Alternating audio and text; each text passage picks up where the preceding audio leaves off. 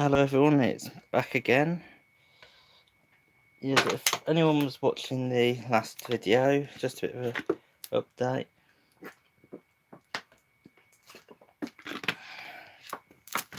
Just finished the last video quickly, just said I'm going to restart one and just kind of changing topics.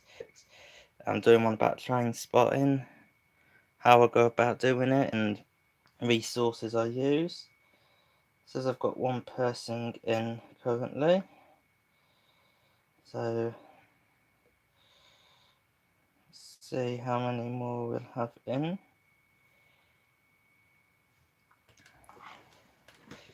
I'm just still getting stuff ready, so I'm here.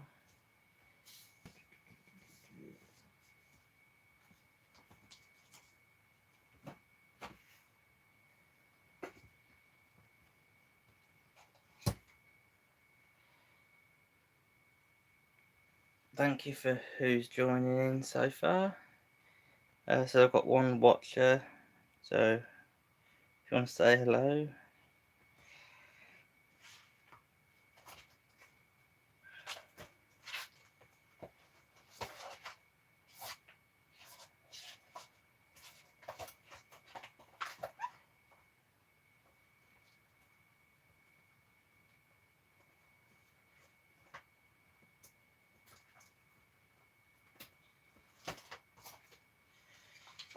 Right, got everything sorted. So yeah, this is just a bit of a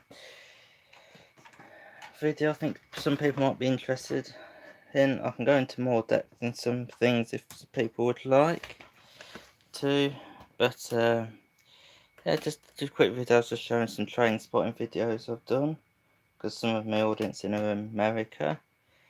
So I think you call it rail fanning. But yeah, it's just a bit of a to show things I use.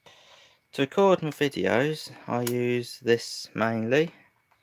It's a Sony Handycam HDR-CX HDR-CX 240. Does full 1080p HD. So it's really good camera.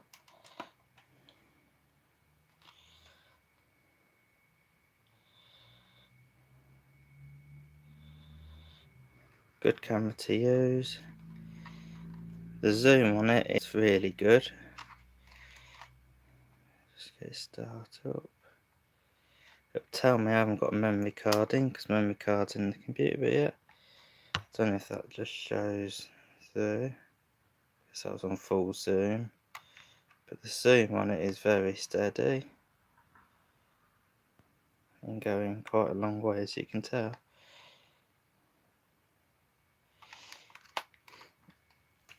But yeah, that's the camera. The source I use for when I'm taking down numbers and that is I've got this. It's Platform 5, who publish today's railway. There's a UK and a Europe version. Don't think I paid that. I bought this off Amazon, but for that it is well worth it, because you get every locomotive.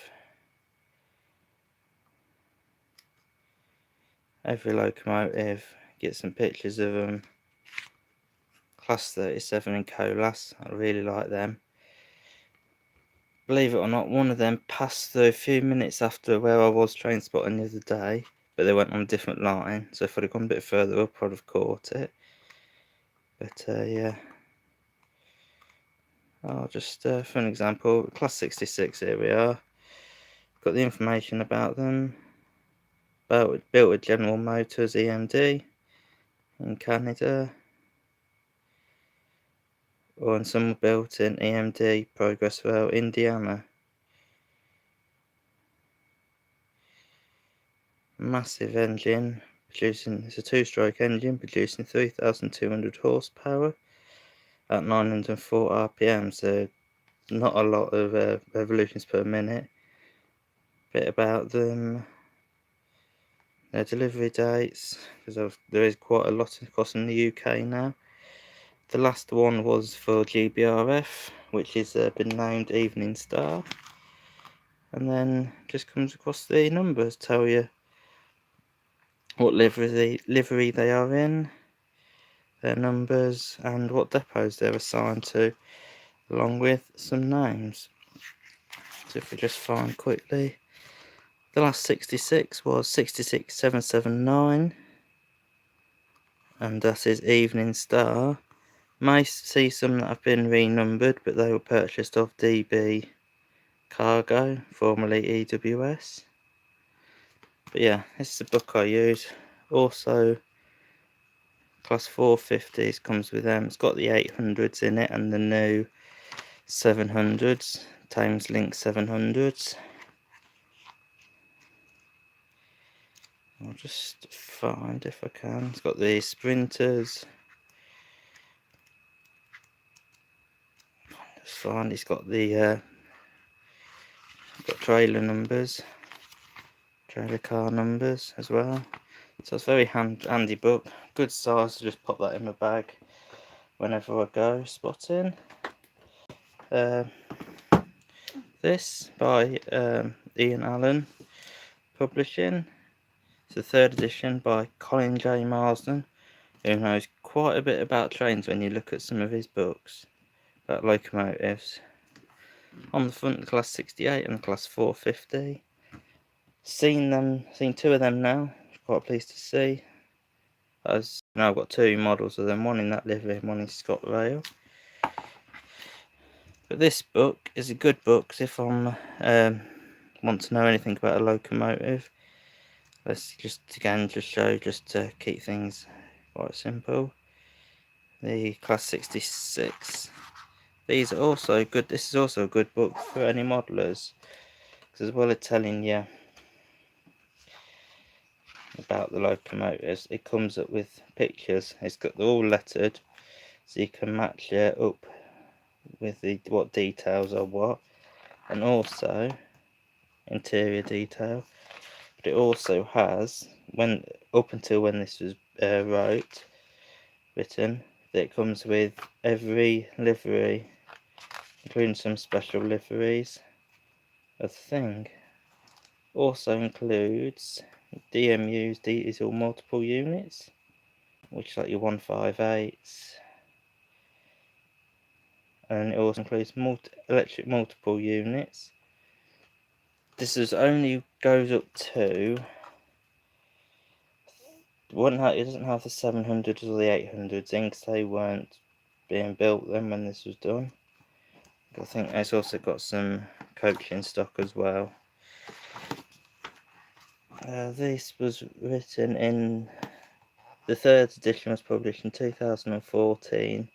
Originally it was 2007, but it's been updated 3 times since then. Magazines I look at to help as well. Today's Railway, again, this is the one that does the who publishes that. I like this magazine because, if I can find it, it gives you all the up-to-date news and that about anything, about what's happening, or what's happened, should I say. But it also, if I just come off camera 1 minute.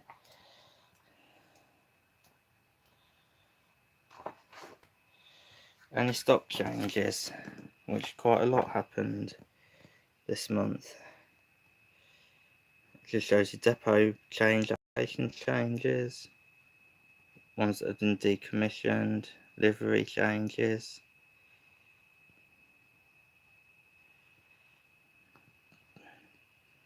So you can keep like an up-to-date record along with the book as well.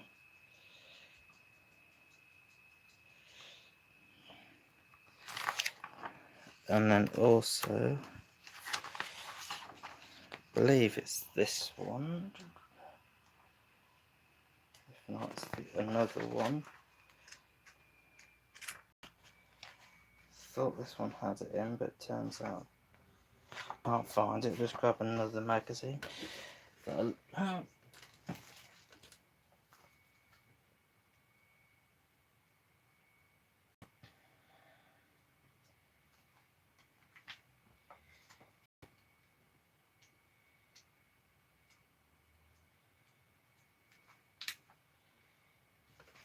out. This is the slipped. This is the Express magazine about the new look freight lines. I will just get onto that quickly. This magazine is the real railways, but it does also include bits of model railways as well. It's a good magazine because it shows you prototypical run-ins and that, so you can match it up. But this is what I was going to show you. I'll just lift it up to the camera so you can all see. Forthcoming tours.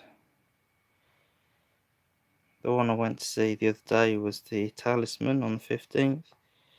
London King's Cross to Newcastle. Was meant to be 60163 Tornado, which is still undergoing repairs after the failure of a Union Link on its maiden 90-mile-an-hour passenger run.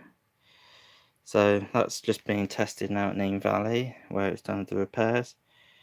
So it was a 6D009 Union of South Africa Class A4. It tells you who's promoting it, but yeah, these is good to look at. But I also look at a website called Steam. If you Google Steam Info, UK Steam Info, it comes up with the tour dates and gives you an up-to-date list. And it also gives you a link to the train allocation times on real train times, which is very useful. So yeah, it's just a bit of a quick video just to show things I find useful for train spotting and that. If anyone would like to know more, or we could go in depth with more stuff and that, then just leave comments below. I hope you've all just found this bit somewhat different. I hope you found it a bit useful.